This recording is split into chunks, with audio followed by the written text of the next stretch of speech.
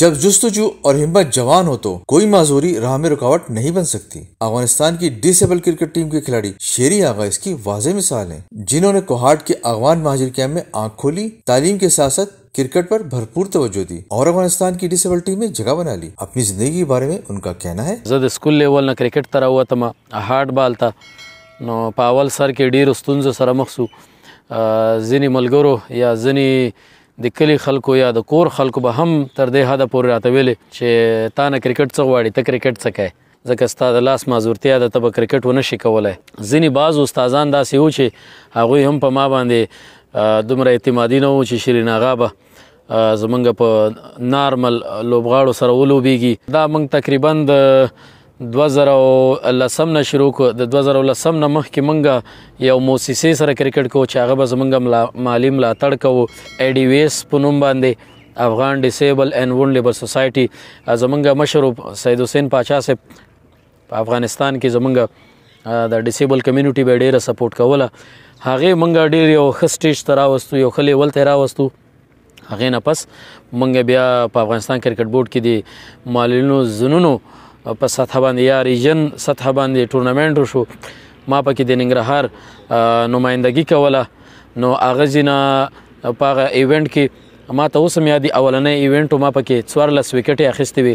نو د هغې په نسبت زموږ بیا ملي ټیم جوړ شو، زه ملي ټیم ته راغلم. اولنی سفر زموږ پاکستان سره و، چون بدبختانه موږ هم نوي وو، ډیسیبل کرکټ کې دومره زده کړې م نه وې کړې.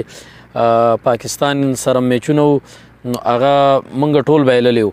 بیا موږ انډیا سره میچونه وکړه، انډیا ته مو هلته ماتې ورکړله. بیا هغوی کابل ته راغله، بیا موږ کابل کې هغوی نه میچونه وګټل. همداسې مو بنګلادیش ته ماتې ورکړله.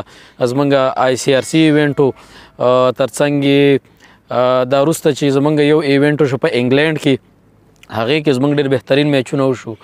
هغې کې موږ اولنۍ ماتې مو بنګلادیش ته ورکړله، بیا مو پاکستان ته ماتې ورکړله. انګلینډ ټیم مات که چې کوربه هیواد و. نو داسې غټو ټیمونو خلاف لوبېدل دا یقینا زموږ په خوب کې هم نه و. حکومتونه خو به ځي راځي، خو زموږ کرکټ تاسو ته بهتره معلومات دی، دا یو داسې بخش دی چې د هغې ملاتړ آی سی سی کوي، د نورو حکومتونو سیسټم سره دومره تړاو نه لري. خو الحمدلله زموږ اوسني نظام کې زموږ د کرکټ بورډ چیرمین میرویس اشرف دی چې هغه زموږ مالینو ته ډېر غټ خدمت کوي. اوس الحمدلله تازه کانټریکټ ورکړی ده. زموږ دغه کورونا چې راتلو سره زموږ یو ایونټ و چې هغه ایشیا کپ و، هغه ډیلی شو. زموږ بل سیریز و د بنګلادیش سره، هغه ډیلی شو. پاکستان ټراینګل سیریز برابر کړی و چې هغې کې به د افغانستان، پاکستان، انډیا مشترکه یو ځای ایونټ کېده. هغوی کوربه به یا به افغانستان یا پاکستان، دغه دوو باندې خبرې روان وې چې بدبختانه د کورونا د وجې نه دا هم ډیلی شو. 8 ملکونو یو ځای ایونټ به آی سی آر سی ایونټ دی.